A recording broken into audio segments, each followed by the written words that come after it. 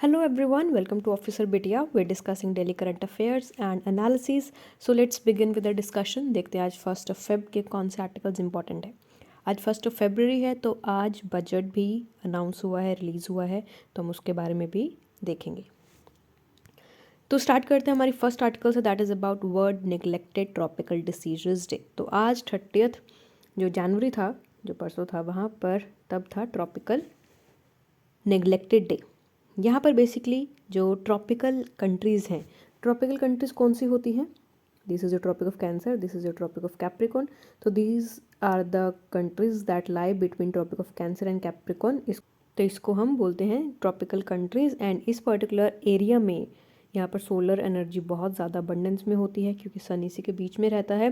तो यहाँ पर काफ़ी सारे ट्रॉपिकल डिसीज़ेस भी होते हैं। इसी को मार्क करने के लिए, अवेयरनेस फैलाने के लिए हमने 30 जनवरी को अनाउंस किया था कि हम इसको as a tropical neglected diseases day celebrate करेंगे। तो इसके कुछ थीम देखते हैं। जो थीम थी 2022 की, that was achieving health equity to end the neglect of poverty related diseases. की जो पॉवर्टी है उससे भी काफ़ी सारे डिसीजेस पैदा होते हैं जो कि बहुत ज़्यादा निगलेक्ट किए जाते हैं, हम उसको अकाउंटेबल नहीं करते, जिस वजह से जो पॉपुलेशन है वो सफ़र करती है और काफ़ी सारे लोगों की डेथ भी होती है। तो जो first world neglected tropic diseases day था वो मार्क किया था 2020 में ही। यहाँ पर जो डे है वो बेसिकली सेलिब्रेट किया जाता है बाय यूएई ने। यूएई ने इसको शुरू किया था, यूनाइटेड अरब एमिरेट्स ने। एंड ये जो अनाउंसमेंट थी ये किया गया था on 74th world earth assembly. अब देखते हैं कि 30 जनवरी को ही क्यों हमने सिलेक्ट किया, क्योंकि इसी दिन में 30 जनवरी के दिन में ही जो लंदन डिक्लेरेशन है वो सेलिब्रेट किया गया था, उसको याद किया जाता है क्योंकि वो भी 2012 में लॉन्च की गई थी। तो लंदन डिक्लेरेशन में क्या था? लंदन डिक्लेरेशन भी एक तरह से नेग्लेक्टेड ट्रॉपिकल डिसीजेस का एक फर्स्ट रोड मैप बनाया गया था, जहाँ पर हमने लिस्ट आउट किया था कि कौन कौन से डिसीजेस को हम नेग्लेक्टेड ट्रॉपिक डिसीजेस में काउंट कर रहे हैं एंड कैसे हमें उसको टैकल करना है, लोगों में अवेयरनेस लेकर आनी है। सिग्निफिकेंस देखते हैं कैसे इंपॉर्टेंट है ये। जो डे है ये बेसिकली 20 ऐसे डिसीजेस को ट्रॉपिकल नेग्लेक्टेड डिसीजेस में काउंट करता है, क्योंकि ये जो डिसीजेस होते हैं ये बेसिकली जो countries tropic of cancer and tropic of Capricorn के बीच में रह रही है, ये उन्हीं कंट्रीज़ में फाउंड होता है। इसीलिए इस पर्टिकुलर डे को बहुत ज़्यादा स्पेशली हम मानते हैं, रिकॉग्नाइज करते हैं, ताकि लोगों में अवेयरनेस आए और जो ट्रॉपिकल डिसीजेज हैं उनके प्रति लोग अवेयर हो जाएँ और अपनी हेल्थ की तरफ थोड़े ध्यान दें। और जो डिसीजेज होते हैं ये कौन कॉज करता है? They are cause by bacteria, virus, fungi and दूसरे जो भी अदर टॉक्सिन्स हैं। तो अब देखते हैं कि 20 जो डिसीजेज हैं जिनकी हम बात कर रहे हैं वो कौन कौन से हैं। These are Buruli ulcer, Chagas disease, dengue, chikungunya, dracunculiasis, yaws, foodborne trematodiasis, human African, leishmaniasis, leprosy, lymphatic filariasis, onchocerciasis, these are the name, rabies, soil transmitted helminthitis, tinnitus और cysticercosis, trichomia, scabies, skin biting, earworming. So these are the name of diseases जिसको हम 20 diseases में count करते हैं and जिसको हम often neglect भी करते हैं। अब देखते हैं कि इन्हीं 20 को क्यों हमने नेग्लेक्टेड डिसीजेज में काउंट किया है। ऑब्वियसली हमने क्यों, सपोज कोविड है उसको क्यों नहीं नेग्लेक्टेड डिसीजेज में ऐड किया, या फिर स्वाइन फ्लू था उसको क्यों नहीं ऐड किया? क्योंकि इनके जो इल इफेक्ट्स हैं वो काफ़ी सारे हम अंडर एस्टिमेट करते हैं, लेकिन जो इफेक्ट होता है बहुत ज़्यादा सिवियर होता है। ये बहुत ज़्यादा एसिम्प्टोमेटिक होते हैं और इनका जो इंक्यूबेशन पीरियड होता है वो भी बहुत ज़्यादा होता है, मतलब कि ये स्प्रेड होने में थोड़ा टाइम लेता है, थोड़ा इसको स्प्रेड होने में काफ़ी ज़्यादा टाइम लगता है। इसको हम बोलते हैं उनका लॉन्ग इंक्यूबेशन पीरियड है। एंड बेसिकली ये सिर्फ डेवलपिंग वर्ल्ड में ही मिलता है। एंड इस पर्टिकुलर जो कंट्रीज है डेवलपिंग वर्ल्ड है उनको इस पर्टिकुलर डिसीज़ के लिए कम फंडिंग भी मिलती है और जो रिसर्च एक्टिविटीज़ है वो भी इन डिसीज़ के लिए बहुत ज़्यादा कम है, इसलिए हम इनको नेग्लेक्टेड मानते हैं क्योंकि कोई ध्यान ही नहीं देता इन डिसीज़ के बारे में। तो अब देखते हैं कि जो 2012 में नेग्लेक्टेड डिसीज़ को लेकर रोड मैप बनाया गया था उसमें क्या था। जो रोड मैप था वो WHO ने बनाया था, वर्ल्ड हेल्थ ऑर्गेनाइजेशन ने बनाया था, जिसका टाइम पीरियड था 2021 से 2030 तक। और ये बोलता है कि हमें मेजर करना है कि कैसे और कितना ट्रॉपिकल नेग्लेक्टेड डिसीज़ इम्पैक्ट करता है लोगों को, एंड कैसे हमें डिसीज़ स्पेसिफिक प्लानिंग करनी होगी। एंड ये भी कहा गया है कि जो कंट्री हैं जिनमें ये डिसीज़ होते हैं और कैसे उनके फाइनेंसेस अगर कम पड़ रहे हैं तो वर्ल्ड उसको कंट्रीब्यूट भी करेगा, उनको फंड भी करेगा। तो बेसिकली इन चीज़ों को लेकर ही ये वर्ल्ड मैप बनाया गया था, ताकि यहाँ पर थोड़ी अवेयरनेस आए और जो वर्ल्ड की कंट्रीज़ है वो भी एक साथ आकर डेवलपिंग वर्ल्ड्स की जो tropic of cancer and tropic of Capricorn के बीच में लाई करते हैं उनकी हेल्प करें। अब नीड देखते हैं। जो ज़रूरत है ट्रॉपिकल एंड सेंसरी डिसीज़ की, वो बेसिकली 1 बिलियन से ज़्यादा लोगों की डेथ करता है हर एक साल।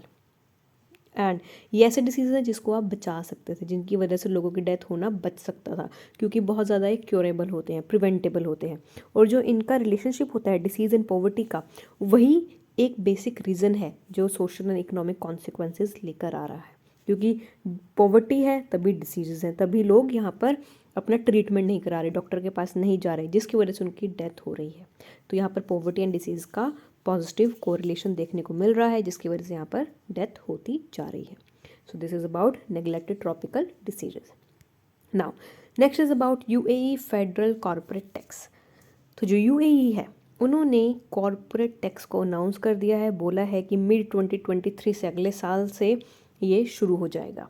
इससे क्या होगा, क्योंकि हमारी जो कंट्री है, हमारे जो वर्ल्ड का टैक्सेशन सिस्टम है बहुत ज़्यादा रिग्रेसिव है, वहाँ पर हम प्रोग्रेसिव टैक्सेशन सिस्टम लाने की बात कर रहे हैं एंड यूएई ने ये शुरुआत की है। प्रोग्रेसिव टैक्सेशन सिस्टम क्या होता है? प्रोग्रेसिव टैक्सेशन सिस्टम वो सिस्टम होता है जहाँ पर अगर आपकी इनकम बढ़ रही है तो उसके साथ आपका टैक्स भी बढ़ रहा है, और अगर आपकी इनकम घट रही है तो आपका टैक्स कम हो रहा है, उसको आप रिग्रेसिव सिस्टम बोलते हो। और जो इंडिया है वहाँ पर अभी प्रोग्रेसिव सिस्टम नहीं है, वहाँ पर सबके लिए स्लैब फिक्स है, चाहे वो रिच हो चाहे वो पुअर हो। तो प्रोग्रेसिव इनकम टैक्स अगर लाता है या कॉर्पोरेट टैक्स, कोई भी टैक्सेशन सिस्टम आता है, तो वहाँ पर यही होता है कि जो रिच है उनको ज़्यादा टैक्स देना पड़ेगा और जो पुअर है उनको कम टैक्स देना पड़ेगा। एंड ऐसा होना भी चाहिए, क्योंकि इसी से इक्विटी आएगी और जो कंट्रीज है वहाँ पर थोड़ी वेल्थ भी एक्यूमुलेट होगी। जो फाइनेंशियल सेक्टर है गल्फ कंट्रीज़ का, उसको टैक्स हेवन भी बोला जाता है, क्योंकि टैक्स हेवन मतलब कि वहाँ पर सबसे ज़्यादा टैक्स के जो चीज़ें होती हैं वो बच जाती है, वहाँ पर इतना ज़्यादा टैक्स नहीं लगता। एंड इसके जो रीजनल हेडक्वार्टर्स हैं वो भी मल्टीनेशनल कंपनीज़ के हैं। बट जो फाइनेंशियल स्टार्टअप है, जो फाइनेंशियल सेक्टर है, वो स्टार्ट करेगा बिजनेस प्रॉफिट को टैक्स करना अगर उनका ओवर 375,000 AED से ज़्यादा है, एंड एट 9% पर ये चार्ज करना शुरू हो जाएगा जून 2023 से। तो यहाँ पर भी जो यूएई है उन्होंने एक नया सिस्टम भी ऑर्गेनाइज़ किया है, जहाँ पर बताया गया है कि उनके जो वीकेंड्स होंगे वो फ्राइडे, सैटरडे एंड संडेज से शुरू हो जाएंगे। तो यहाँ पर 3 दिन का उनको वीकेंड दिया जाएगा ताकि ग्लोबल मार्केट के साथ अलाइन कर सके। अब यूएई की कॉर्पोरेट टैक्स रिजीम देखते हैं। जो यूएई की कॉर्पोरेट टैक्स रिजीम है वो बहुत ज़्यादा कॉम्पिटेटिव है। यहाँ पर कॉर्पोरेट टैक्स 9% का लगाया जाएगा जिनकी वैल्यू 375,000 से ज़्यादा होगी, एंड 0% उन पर्टिकुलर बिजनेसमैन के होगा जिनका नेट प्रॉफिट 375,000 AED से कम होगा। अब देखते हैं कि क्या ये पर्सनल इनकम टैक्स होगा, लेकिन जो वहाँ के मिनिस्टर उन्होंने कहा है कि ऐसा कोई प्लान नहीं है कि हम कैपिटल गेन टैक्स या फिर कोई पर्सनल इनकम टैक्स लगाएंगे फ्रॉम रियल एस्टेट और अदर इन्वेस्टमेंट। अभी ये सिर्फ कॉर्पोरेट, दैट इज अभी सिर्फ ये बिजनेस से ही रिलेटेड रहेगा। डाइवर्सिफिकेशन देखते हैं ऑफ इनकम इन यूएई। जो इनकम है यूएई की वो किन किन सोर्सेज से आती है? वो आती है ऑयल से, क्योंकि जो गल्फ कंट्रीज़ हैं मेजर सप्लायर है ऑयल की, एंड यहाँ पर वो बड़े प्लेयर्स भी हैं trade, business, transport and tourism में भी, ये भी बहुत चलता है। नाउ उनका जो डिपेंडेंसी है वो क्रूड ऑयल पे कम होने लगा है। इसी वजह से जो कंपटीशन है सऊदी अरेबिया से, जो कि सबसे ज़्यादा ऑयल एक्सपोर्ट करता है, उसकी जो नेबरिंग कंट्री है वहाँ से कंपटीशन बढ़ना शुरू हुआ है। इसकी वजह से जो कंट्री है वो टैक्सेशन सिस्टम को लाना शुरू किया है, क्योंकि जो सऊदी अरेबिया है उसने भी जो डिपेंडेंस थी इकोनॉमी की सिर्फ ऑयल पे, उसको भी डाइवर्सिफाई कर दिया कि बाय चांस अगर ऑयल क्राइसिस भी आ जाए पर्टिकुलर एरिया में, पर्टिकुलर रीजन में, तो उनकी इकोनॉमी शैटर ना हो, सफ़र ना हो। इसलिए उन्होंने भी फॉरेन बिजनेसेस को अट्रैक्ट करना शुरू किया है, अपनी इकोनॉमी में और ज़्यादा डिपेंडेंस के लिए एक्टिविटीज़ जनरेट किए हैं ताकि हमारी इकोनॉमी सिर्फ ऑयल के ऊपर बेस ना रहे। एंड सेम मॉडल यूएई भी अब फॉर्म कर रहा है। So this is about UAE corporate tax.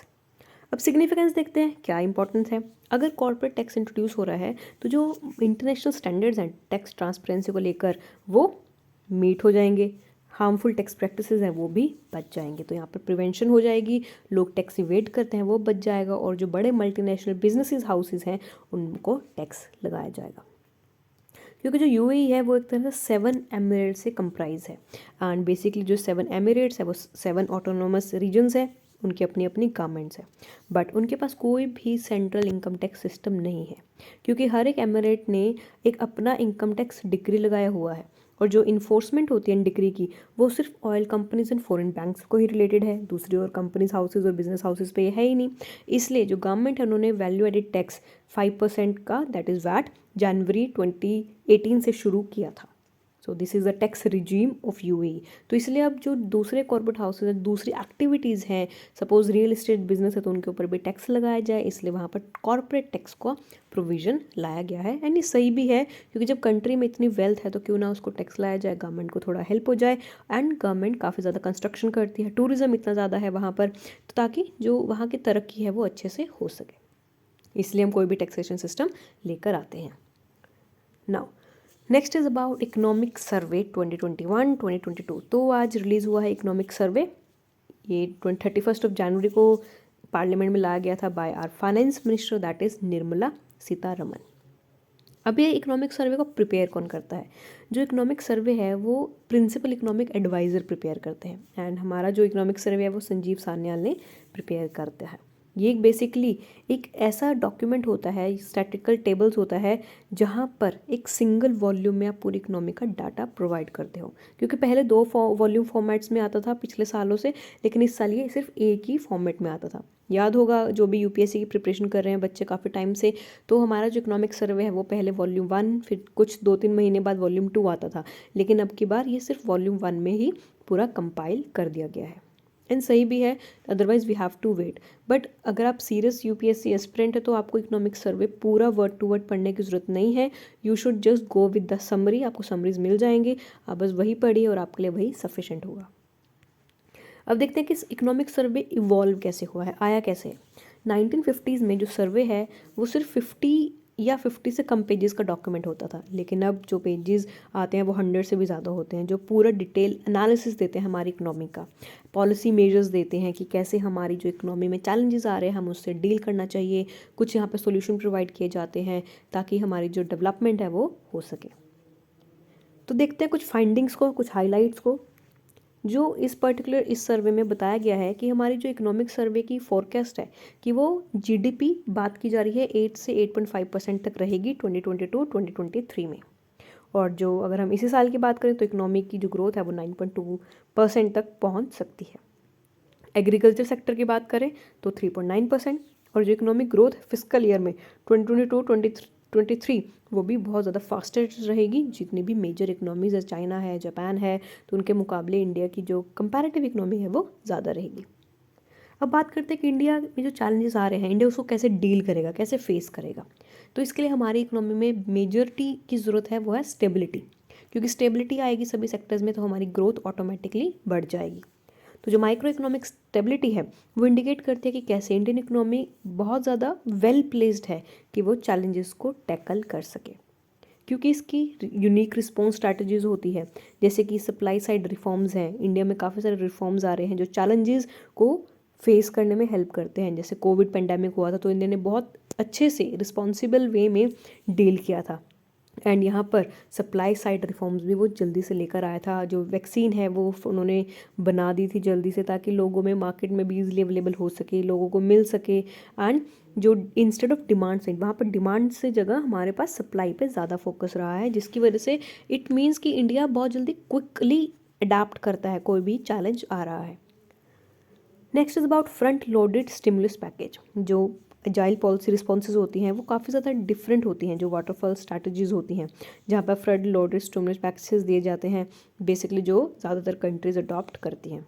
लेकिन इंडिया का जो रोबस्ट ग्रोथ सिस्टम है, एक्सपोर्ट है, अवेलेबिलिटी ऑफ फिजिकल स्पेस है, ताकि वो अपने कैपिटल स्पेंडिंग को बैलेंस कर सके, क्योंकि उनको अपना जो फिजिकल ईयर का जो ग्रोथ है उसको मेंटेन करना है। तो इंडिया बेसिकली बहुत एजाइल रहता है, अपने पॉलिसी रिस्पॉन्सेज में बहुत ज़्यादा जल्दी से रिस्पॉन्स करते हैं ताकि जो कंट्री की एक सिचुएशन है वो बैलेंस आउट हो सके। फिजिकल परफॉर्मेंस की बात करते हैं। जो ग्रोस टैक्स रेवेन्यू है अप्रैल नवंबर 2021 का वो भी 50% से इंक्रीज़ हो रहा है हर साल। ऑन द अदर हैंड अगर हम जीएसटी की बात करें वो भी उसका जो टर्नओवर है that is ₹1 lakh crore. Revenue receipts भी जो गवर्नमेंट के वो भी इंक्रीज़ हुए हैं। कॉर्पोरेट टैक्स कलेक्शंस भी 90% से ग्रो कर गए हैं। तो अब जब हमने सारा सिस्टम डिजिटलाइज कर दिया है, जीएसटी पेमेंट कर रहे हैं, ऑनलाइन ये सब चीज़ें चल रही हैं, तो यहाँ पर चीज़ों को ट्रैक करना भी ईजी हो गया है। एंड जो हमारा कॉर्पोरेट टैक्स है उसमें भी काफ़ी ज़्यादा ग्रोथ यहाँ पर देखने को मिली है। फाइनेंशियल सेक्टर की बात करते हैं। जो नेट प्रॉफिट है पब्लिक सेक्टर बैंक का वो भी इंक्रीज़ हुआ है। Gross non performing assets that is NPO वो कम हुए हैं, तो ये बहुत अच्छी बात है क्योंकि जो हमारा बैंकिंग सिस्टम है वो basically non performing assets that in NPA से ग्रस्त है। एनपीए की वजह से उनका जो प्रॉफिट है वो डिक्लाइन हो रहा है। जो लोग होते हैं वो पैसे नहीं देते, लोन ले लेते हैं, जिसकी वजह से जो बैंक को काफ़ी लॉस बियर करना पड़ता है। सेंट्रल गवर्नमेंट जो आरबीआई है वो कोशिश करता है कि बैंक को सप्लाई दिया जाए, लिक्विडिटी प्रोवाइड किया जाए, लेकिन स्टिल बैंकिंग एक तरह से डिवास्टेटेड हो जाते हैं due to non performing assets, तो इसलिए यहाँ पर डिक्रीज़ हुआ है। So this is a very good news. Inflation की बात करते हैं। जो रिपोर्ट है उन्होंने बताया है कि जो ग्लोबल इन्फ्लेशन आ रहा है एंड जो कोविड से रिलेटेड जो पेंडेमिक डिसरप्शंस आई हैं उसकी वजह से इन्फ्लेशन थोड़ा रिस्की हो सकता है, क्योंकि जो हमारा कंज्यूमर इन्फ्लेशन है वो 5.6% था लास्ट ईयर दिसंबर में, और जो होलसेल प्राइस इन्फ्लेशन है वो भी डबल डिजिट था फॉर 8 मंथ्स। इंपॉर्टेंट इन्फ्लेशन की बात करते हैं, वो भी बहुत ज़्यादा हाई था कोल, ऑयल एंड गोल्ड में। तो जो सर्वे है वो ये बताता है कि इंडिया अभी डेंजर में है of breaking Reserve Bank India target of 2 से 6% ऑफ इन्फ्लेशन, क्योंकि हमारा जो मेन टारगेट था वो यही था कि हमें इन्फ्लेशन को 2 से 6% की रेंज में ही रखना है, लेकिन ये टारगेट टूटता हुआ नज़र आ रहा है। हमारी इन्फ्लेशन बहुत तेज़ी से बढ़ती हुई जा रही है, जिसकी वजह से जो हमारी इकोनॉमी है वो सफ़र कर सकती है। So that was all about today's session. यहाँ पर हमने इकोनॉमिक सर्वे डिस्कस किया है, काफ़ी हाईलाइट डिस्कस किया है, तो आप कहीं पर भी समरी जाकर पढ़ सकते हो। Don't have to go through with each and every word of the economic survey, क्योंकि यूपीएससी इतनी डिटेल में नहीं पूछता। एंड बेसिकली इकोनॉमिक सर्वे आपके स्टेट पीसेस के लिए इंपॉर्टेंट हो सकता है, तब आप इसकी समरी देख सकते हो। Okay, so all the best for your preparation and thank you very much for listening.